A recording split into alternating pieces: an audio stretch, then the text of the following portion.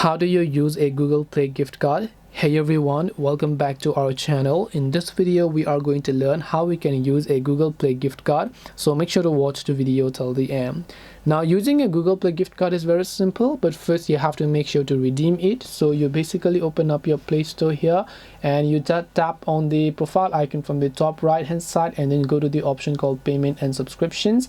From here you go to the option called redeem code, and from redeem code you just have to enter the code, tap the redeem option to redeem the gift card to your account. Now let's say once you redeem it, how do you use? Well, you just have to use it whenever you're trying to purchase a premium app from your Play Store. So if there's a certain app that are, let's say, a paid app in this case, you can just try to purchase those applications, and using your, let's say, premium, which is your Google Play gift card, you'll be able to purchase those applications over here. If you have added a gift card, you can tap on it, you can just tap on redeem code here and you can try to use that gift card instead.